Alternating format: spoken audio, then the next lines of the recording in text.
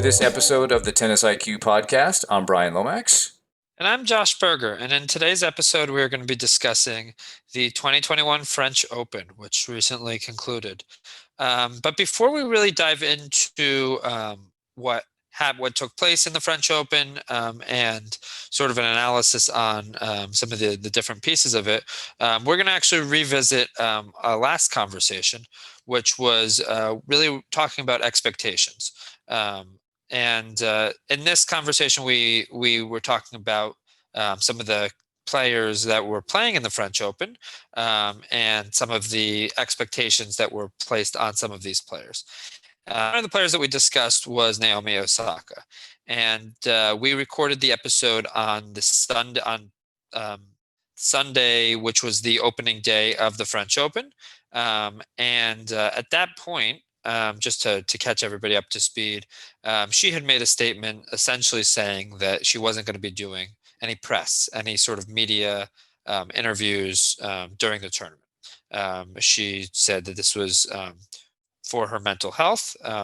And she also noted that she wanted any sort of fines that she received to go to a mental health related organization.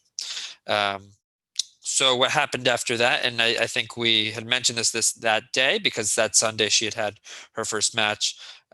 She won her first match, decided not to do media, and was fined $15,000. And at that point, this is when, and correct me, Brian, if I'm mixing up any of the steps here, but this is when not just the French Open, but the governing bodies from all four Grand Slams put together a statement as a whole, essentially saying that if she or any other players continued with this kind of behavior of boycotting their media obligations, you could say, that they would have consequences, including fines, but also including the possibility of not being able to play the current tournament, the French Open, as well as possibly future tournaments.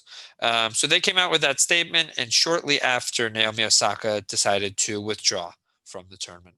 And at the time, on the Sunday when we recorded the episode on expectations, Brian and I had talked about this situation, and we had both expressed our sympathy for what Naomi was going through, and our support for a player taking a stand in favor of trying to prioritize their own mental health. So we'll start today's conversation picking up from that conversation on expectations, and then we'll get into a little bit more on some of the winners and the runners-up and some of the key matches from the 2021 French Open. Yeah, and I think, if we revisit what happened afterwards, I don't think it really changes our position at all in terms of how we discussed it in that previous episode. I'm not surprised that that's the step she took. I think many maybe were surprised, but given the statement by the four Grand Slams, she was put into a corner. And I think her response was, again, she prioritized herself. I mean, we could say that she prioritized her mental health. I think it's really she's just prioritizing herself, which I think is the right thing to do as the player. She, of course, received a lot of flack, for the original statement, and then certainly afterwards for not doing the press. And I think, as we even covered, today's press, it's a more traditional model. There are many other models of media that are going on today, and there's not a lot of great stories that are necessarily broken in those press conferences. It's not that the quotes aren't valuable, and in fact, we're going to use some quotes from press conferences today in our discussion of some of the things that happened at the French Open. But I think what Naomi did was in a way not surprising. Again, she prioritized herself.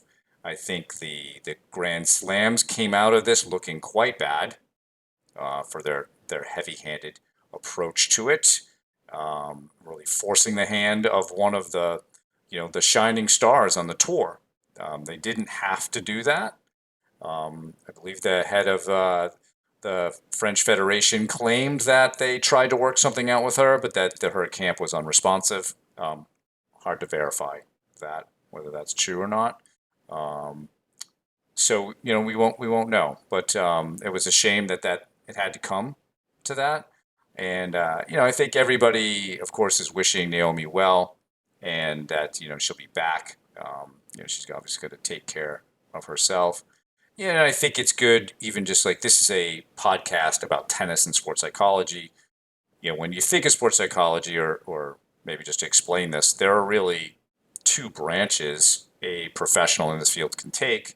You can work in performance, which is what Josh and I do. We typically work with athletes who are looking to enhance their performance. They may have some things that they need to work on: self-talk, negativity, perfection, etc., or anxiety. But then there's a more clinical side, which is what so it's still a sports psychologist could still do performance, but they may be licensed to work with clinical issues such as depression, eating disorders, some other types of maybe a type of anxiety that is beyond just a performance issue. So there are really those two fields that have in sports psychology, and it's really important that that branch, that the clinical piece, is out there for athletes. We're hearing so much more about mental health with athletes, and in certain circumstances or in certain contexts, more of the sports psychologists being hired have clinical backgrounds. We're seeing a lot of that at the college level, for sure. Seeing it as well at the pro level, and even institutionally, different leagues or even things like the ATP or WTA are working more with people on the clinical side to make sure that the athletes remain healthy. I would also say that and we'll look at this with the women's finalists, Anastasia Pavlyuchenkova and Barbara Krejcikova, both of whom work with sports psychology professionals, that it's also important to be working with somebody who can help you with performance. Very often, when you're working on performance, you can build coping skills, resilience, etc., that can hopefully help you deal with life's challenges in a better way. They don't guarantee any results of not suffering clinical issues, but they can really strengthen people for that. So I think it's great that we have two branches of sports psychology, and this Naomi Osaka's situation kind of brings up what is really happening in the world of sports psychology. There's a lot of things going on in both sides of that. Yeah, yeah, I would agree with all of that, all of those sentiments, and I would also say that I think it's great that despite this unfortunate situation, that this has put mental health front and foremost on people's minds within the sporting world, within the tennis world, because it's certainly of utmost importance. I know at the college level, within NCAA, there's been a lot of work that's been done on mental health within professional sporting organizations as well. And sometimes it takes a situation like this to ultimately make a positive change, where a player like Naomi, who has spoken out in the past. I remember I believe it was last year with the George Floyd situation. Not only did she wear the masks at the U.S. Open, but there was also a situation where she decided to sit out, or was planning to sit out for one of her matches, and then ultimately the tournament put off the matches for that entire day. But it to me, it really is okay. She is speaking out, and hopefully this not only puts mental health on people's minds and the importance of it, but hopefully it leads to a positive change. And we can only hope for that. One positive change I saw, and I'd have to follow up on this to see if any players made the company actually spend any money on this, but the app Calm, which is a meditation app that we have mentioned with as well as other meditation apps like Headspace and Waking Up, on this podcast, we're referring to meditation and mindfulness. The app Calm came out, very supportive of Naomi Osaka and said that they were willing to pay the fines of any player that, over the rest of the year, any player that decided not to do media for mental health related reasons. So, that's I thought was great to see, and hopefully there's the silver lining of this unfortunate situation is that this leads to better conversations regarding mental health, and hopefully inspires a positive change regarding players' connection to the media, and that that players don't feel obligated always to maybe spill their guts and have to worry about what might come out wrong or what they might say wrong, shortly after a match, particularly if they lost or they're not in a good place emotionally. I think also there's this misperception that just because somebody's famous and they've made a lot of money and they've been successful in their sport, that they're somehow immune to mental health issues. Like, oh, what could possibly be wrong in that person's life? And I think we need to continue to have a lot of empathy for these athletes. Many of us can't even imagine the pressure that they face, the media scrutiny that they face, the way they're talked about in the media and have to read about themselves and so forth. It's very difficult for those of us who don't go through that to even comprehend what someone like Naomi Osaka goes through on a daily basis. And to be honest, it takes a lot of courage to go out there and put yourself on the line every day, whether that be in practice or in competition, at that level.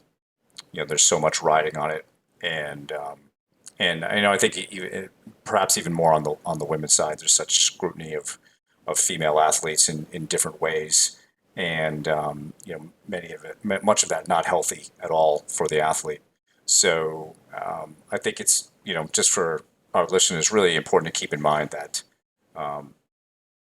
just because somebody is successful doesn't mean that they're not, or that they are immune to all these things. There's so much pressure, I think, at that level, and so again, yeah, I think we both express our support for what Naomi did and her journey back to the game. We hope she comes back really soon because she's, we're coming up on hard court season, after Wimbledon, and she's just a wonderful player to watch on hard courts. I mean, some of the tennis that she played at last year's U.S. Open was just fantastic. It's some of the best women's tennis I've seen played.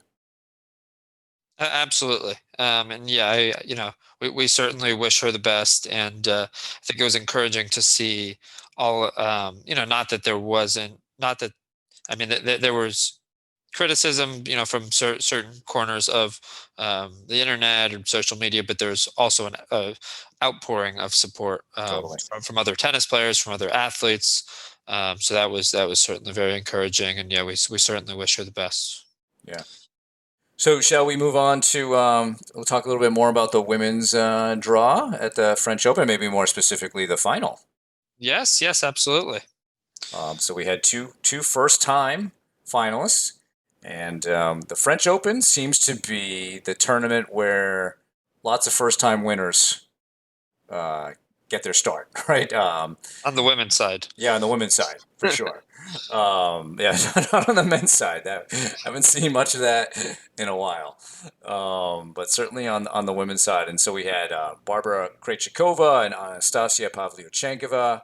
Both of whom had interesting stories coming into the final. I know you had mentioned off air, Josh, Krejcikova.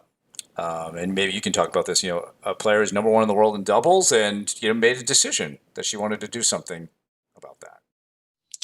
Yeah, definitely. A very inspiring decision where this is a player who has reached the top of the game in doubles, has been number one, has won Grand Slam titles in women's doubles, and decided, hey, I want more. I want to reach the highest heights in singles as well. And yeah, the level that she played in, including that, including the final, and not we shouldn't. We also shouldn't. We should make sure that we mention that she did win the doubles title as well. So she won the singles and the doubles title at the same tournament. Not sure who the last person to do that it was. I assume it was one of the Williams sisters. I would have to assume. You would think Um, so. Yeah. yes, but no, definitely, definitely inspiring that this is somebody who has already reached a tremendous amount of success, the most success really, the number one ranking as well as Grand Slam titles on the double side, and decided to not purely make that transition, but start to play singles and to be able to win a Grand Slam title, um, you know, relatively shortly after that decision is very inspiring. Yeah, and it just shows what can happen when you commit to something. And she clearly had the tools. In fact, I follow um, a WTA coach on Twitter who had mentioned that Krejcikova practiced with his player a few years ago prior to a WTA event, and she at the time was mostly playing doubles. And they played a singles match, and Krejcikova just spanked his player, and he was like, "Okay, um, this player, this woman is going to be something if she really can get it together out on the singles court because she had the weapons already, even a few years ago." And so it's great to see this now coming to fruition because her game is very, very solid. And you don't get to number one in the world in doubles without having a solid game. That's not a fluke that happens, right? So um, it's always great to see, I think, new faces coming to the fore here. As opposed to her opponent, Anastasia Pavlyuchenkova, who has been around a while. You mentioned to me, Josh, that she was number one in the world in the juniors when she was 14, so she's 29 now. So she's been around on the scene for over 15 years as a player. And I read an article earlier this week in which she was quoted as saying a part of her development that has helped her within the last year is that she's really matured a lot in the last year.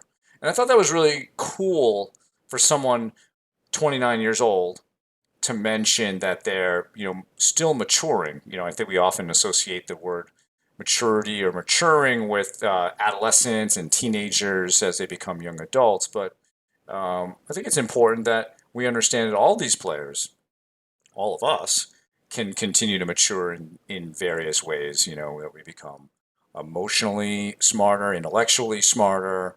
And it just sounds like she's kind of come into herself a little bit. Unfortunately, she had some injury issues in the final that I think probably hampered her a little bit. But it was an interesting match nonetheless. Yeah, absolutely. I mean, I think you bring up a good point. Uh,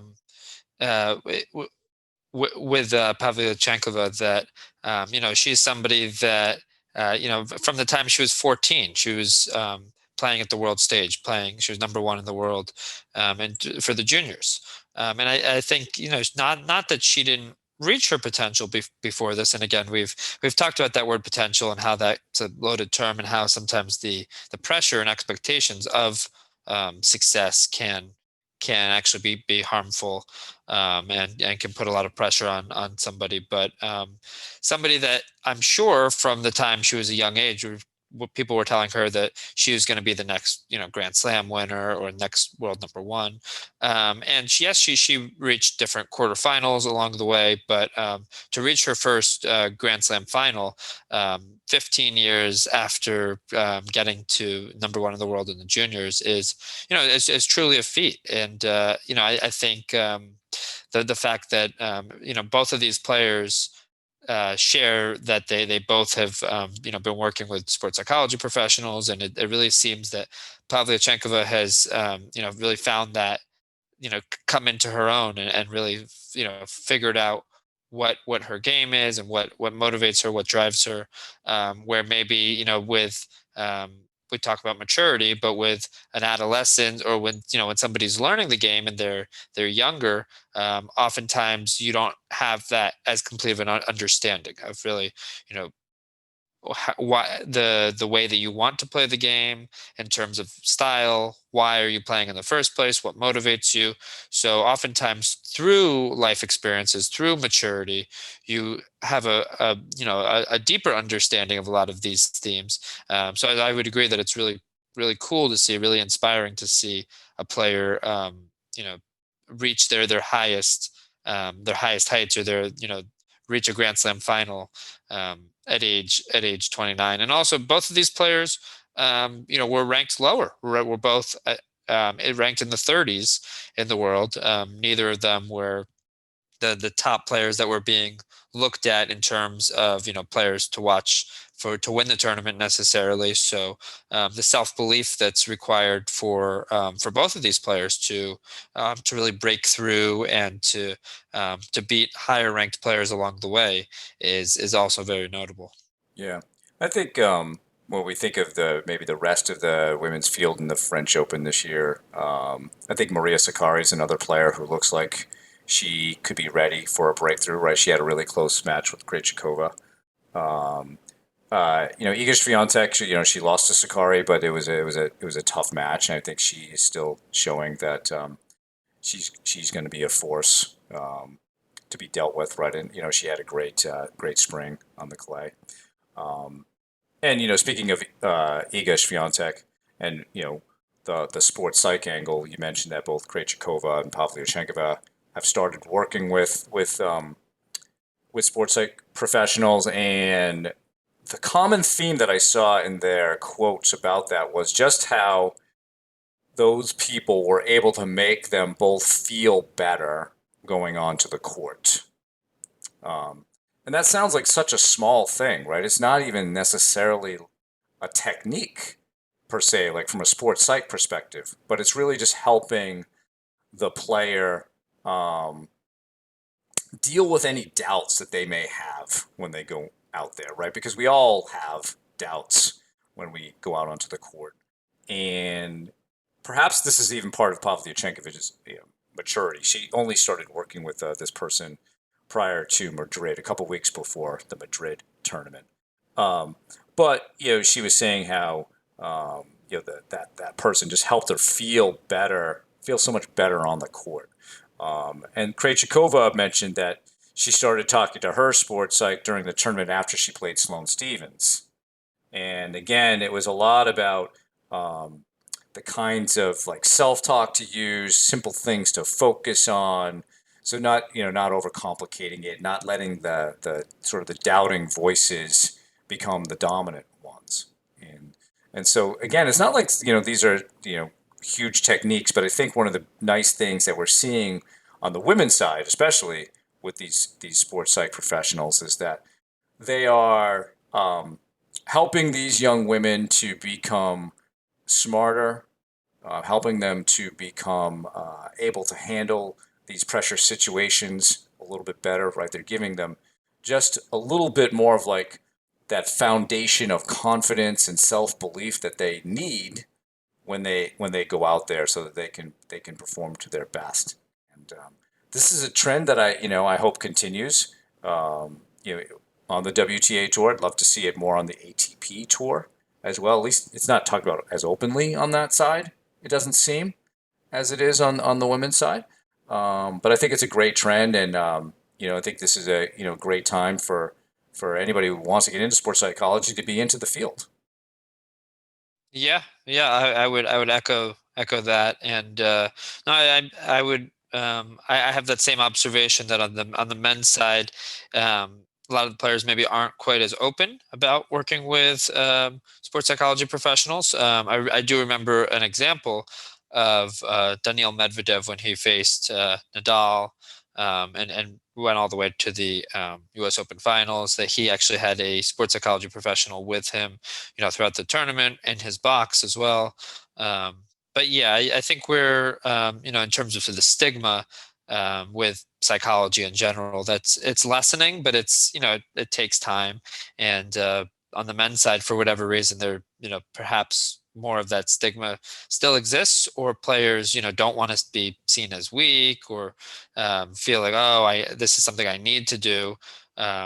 Where instead, we're starting to get to that point, I think, on both sides, where it's, hey, why wouldn't I do everything in my control to be the best player I could be?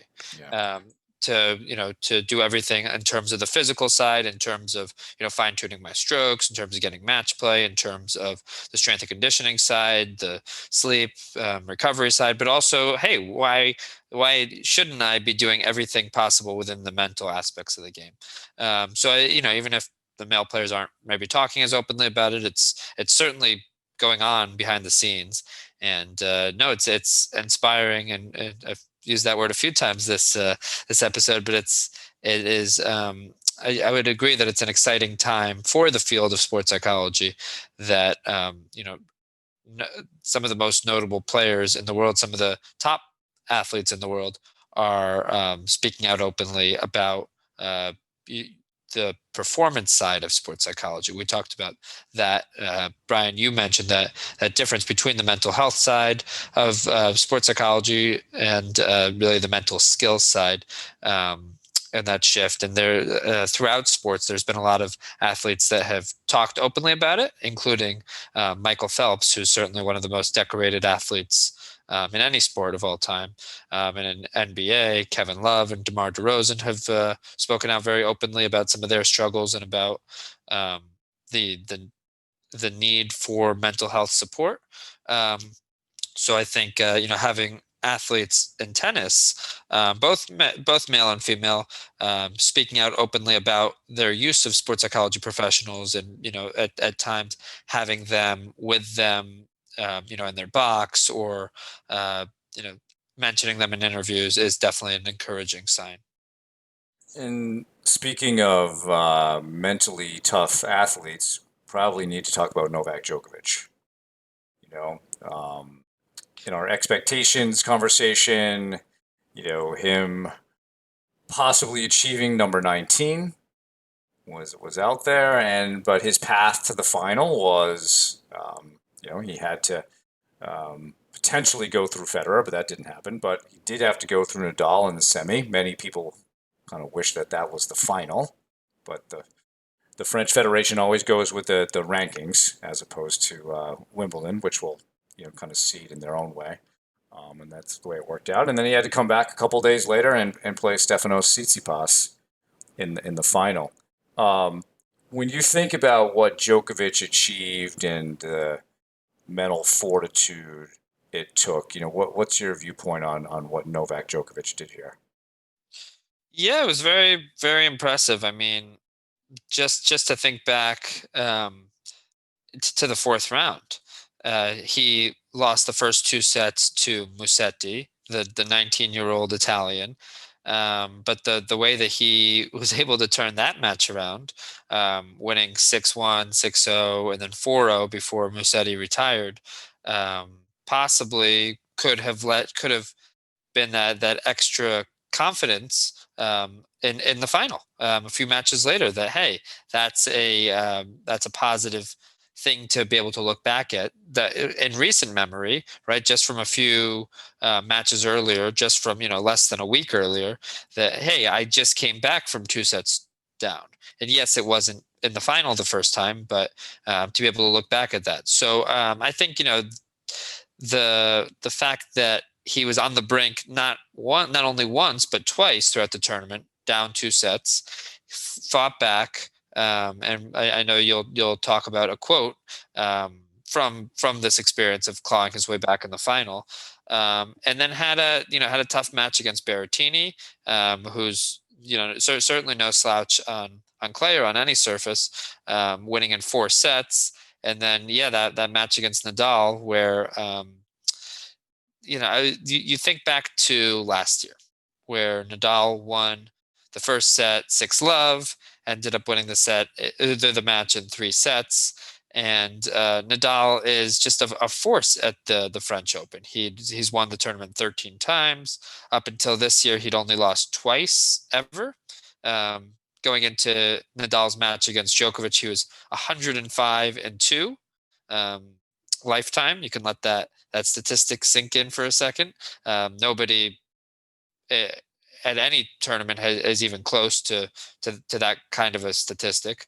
And the fact that Djokovic came back yet again in this match, where Nadal was up 5-love in the first set, he was able to get the break back, made that first set competitive to bring it to 6-3, and then winning those next three sets. And really, after the third set, which was a nail biter, went very back and forth in that third set tiebreak, just being able to really elevate his level for that fourth set, to overtake Nadal at the French Open, which is probably as impressive of a sporting feat as can be done, considering how rare it's been over the last 16 years. And then to win in the final against Tsitsipas, coming back again for a second time now, from two sets down, and really turning that match around and asserting his will and his dominance in the final, I think more and more people now are making the argument for him potentially being the greatest of all time. Again, this is something we'll have to revisit as their careers are over. But no, I would say, and I would love to hear your input as well, of course. But I would say the will to constantly, regardless of the score, regardless of the circumstances, regardless of moments when he wasn't playing well, perhaps wasn't feeling well, the ability to continue to believe and to come back time and time again, is to me what has helped make Djokovic the champion that he really has become. Whether it's, and you can think back to past situations, the 2019 Wimbledon final, I believe it was the 2011 U.S. Open semifinal, both of which against Federer, fought off match points. So this ability to come back from the brink and still believe and to fight back one point at a time is, to me, what really makes Djokovic such a champion. For sure. And if you think about Nadal's now three losses, this is probably the only one where he was fully healthy. When he lost to Soderling, people don't seem to remember this, but he took the rest of the summer off after that match. It was also the summer that his parents were thinking of divorcing, so there's a very close family. So there was clearly something going on with him in that particular summer. And then when he lost to Djokovic in the quarterfinals, I think it was in 2014, he was just coming back from injury. He really wasn't right. He was in a total funk back then. So this victory, I think, is the most impressive one of the three losses because he was fully healthy. I don't know that he was playing as well as he was last fall, and Djokovic was playing better, for sure. Even though that third set was very dramatic, the quality of it wasn't that great. There were a lot of errors there, especially from Rafa. And I think in many ways, Djokovic can get in your head. The way he can retrieve so many balls, it's very difficult to hit winners against him. And, with some of the errors that Rafa was making, you could see perhaps feeling some pressure that he needed to hit close to the lines. And at times he was just missing those. And so that's a mental aspect of the game as well, right? And that's, when you can do what Djokovic does, which is get into kind of a refuse to miss mentality, and his movement is so good, right? He is in many ways like what Andy Roddick would say is the perfect pro, in that his movement is great and he's really consistent. I think one of our former guests, Coach Bill Tim, what he loves about Djokovic, and I think he likes this about Nadal as well, is that what helps these guys be great is that they're kind of a defense first type player. They can get everything back. The movement is so good. And then they can create offense off of that. And I think that's what Djokovic was able to do against Nadal. I think against Tsitsipas, I mean, it was an interesting match. He he appeared a little tired, especially in that second set.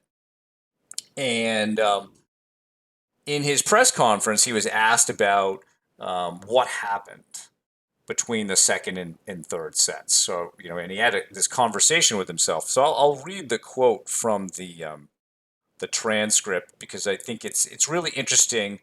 And it's also, again, one thing we see with Djokovic, he's not afraid to show that he's human with having doubts and negative voice and so forth. So he said, to be honest, I was never really vocal when I speak to myself. I keep those internal conversations internally in my head. But this time, the voice. Obviously, there's always two voices inside. There's one telling you that you can't do it, that it's done, it's finished. That voice was pretty strong after that second set. So I felt that that was a time for me to actually vocalize the other voice and try to suppress the first one that was saying I can't make it. I told myself I can do it, encouraged myself. I strongly started to repeat that inside of my mind, tried to live it with my entire being. Once I started playing in that third set, especially in the first few games, I saw where my game is at. It kind of supported that second voice that was more positive, more encouraging. After that, there was not much of a doubt for me. And what's interesting, if you listen to the Tsitsipas press conference, he notes that when Djokovic came back, he was a completely different player. He was reading his game, and Tsitsipas kind of lost his rhythm and his feel for it. And I wanted to highlight that quote again because, number one, it shows that Djokovic, again, not afraid to be human, tells us what's really going on. And isn't it, in a way, good to understand that the guy who's the best player in the world also has doubts, also has a negative voice that he has to deal with? And of course, we do see him maybe emoting more so than Roger and Rafa from a negative perspective, but he always is able to turn it around. And so that to me is just one of the more impressive things that he was able to do. We talked about routines, Josh, in a past episode, having that between point routine and having a green light routine and a yellow light routine. This is a great example of what the red light routine is. You get off the court and just change the scenery so that when you come back, you feel a little bit fresher mentally and emotionally. And perhaps there are things that you can do in that break, like Djokovic did against Tsitsipas, that turns the match around. And so a great example of a player and his mental toughness and fortitude, and using an encouraging self-talk voice. Yeah, yeah, absolutely. To to me, and this is when I work with athletes and we talk about self-talk. One of the qualities to me of successful self-talk is to be able to sort of argue against negative self-talk as it comes up. Yeah. Not you don't want to expect that there never will be any negativity, there never will be any doubts or any pessimism or whatever it may be, but to almost be able to be a lawyer or to be able to argue against whatever sort of negativity or irrational at times self-talk you may be encountering. And this is a great example of Djokovic doing just that, where yes, he's experiencing those doubts. Yes, he's down and out, or at least that voice in his head is sounding pretty down and out, but he's able to argue against it. He's able to advocate for himself and believe that, hey, I can do this. And I thought it was interesting that he said that he actually verbalized this. And I think that's something that everybody can learn from. That there always is that other side. There, you're seeing things in a particular way through a particular skew or your perspective, but you can always look at it through a different perspective. And I like that idea of, when necessary, verbalizing it and saying, I can do this. I'm Novak Djokovic. No, I think that quote is definitely very, very telling and shows that mindset that he has, that yes, he experiences negativity, and we've talked about that in past episodes. But he's also able to pump himself up and to turn a match around. And I'm sure some of our listeners and viewers saw him pumping himself up. I think it was against Berrettini. I could be wrong. Maybe against Musetti, to an empty crowd, I think it was letting out a Berrettini. Yeah. very loud holler or very loud celebration. So yeah, no, I think his self-talk um makes it possible at times for him to turn matches around, because he demonstrated through that quote that that you need to at times be able to argue against that negativity and that doubt, and that you know that devil on your shoulder, that you need to bring that angel into play to make that other argument.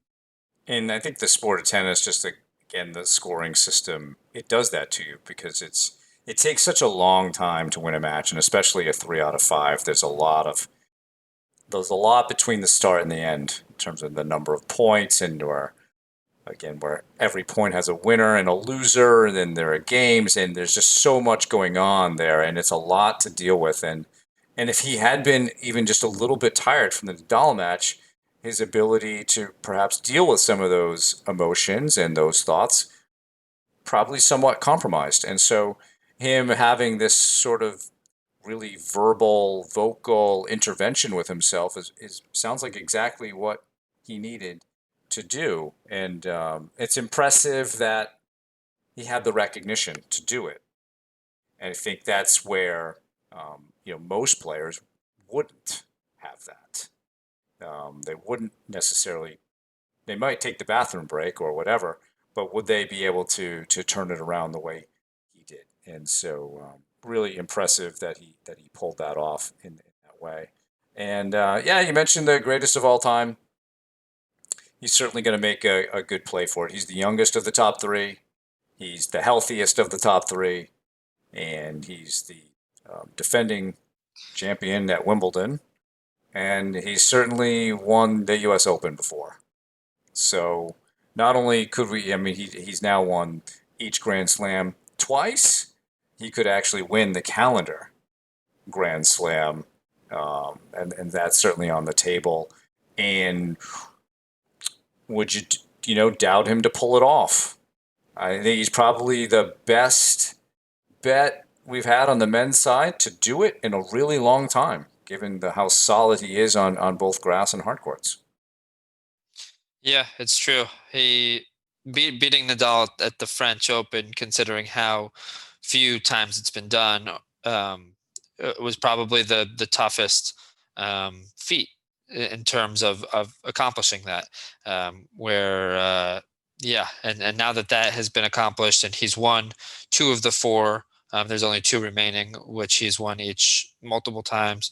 Yeah, he's certainly the man to beat. Not only just in terms of him being number one, but in terms of being the defending champion now at three of the four Grand Slams, and just this. To me, I'll go back to the fact that he kept coming back from being behind, and it's tough to beat somebody even when you're ahead, in the back of your mind that he has a long track record of coming back from these exact types of situations. And that's a huge mental edge when you've done that before and your opponents know that you've done that before. So he's certainly the man to beat. There's also the Olympics this year in Tokyo. Could be wouldn't bet against him there on a hard court, certainly. So we'll see. Hey, again, I think we'll wait a little longer for the greatest of all time discussion, but he's making his case stronger now after this tournament, certainly, than the case he was able to make before this. Yeah, I mean, Roger Federer never did beat Rafael Nadal in Paris. And now Djokovic has 2 wins over him. And like I said before, I think this last one being the really impressive one. And as you said, Josh, this is to go through Nadal to win a Grand Slam like this is an amazing feat. And yeah, we'll see what the rest of the summer holds. And so overall, I thought it was an interesting French Open this year. From a mental perspective, sports psych perspective. It started off with obviously Naomi Osaka and that whole thing, but then it ended up with two first-time finalists and an amazing journey by Novak Djokovic through the draw to win number 19. Yes, yes, absolutely. Where I remember last French Open, we were talking about Nadal winning yet another French Open and Iga Swiatek winning her first, and now we have Krejcikova winning her first singles Grand Slam title, and Djokovic, though it's just his second at Roland Garros, winning yet another Grand Slam and inching closer to Nadal and Nadal and Federer at 20 Grand Slams, and Djokovic is now only one Grand Slam behind them at 19. Yeah, wouldn't that be amazing if all three of them were at 20 by middle of the summer? That would be amazing. So, well, that's our show for today. I want to thank you for listening. For more on today's show, please check out the show notes. If you have any feedback or questions for me and Josh, please email us at tennisiqpodcast@gmail.com. You can also use the Twitter hashtag tennisiq.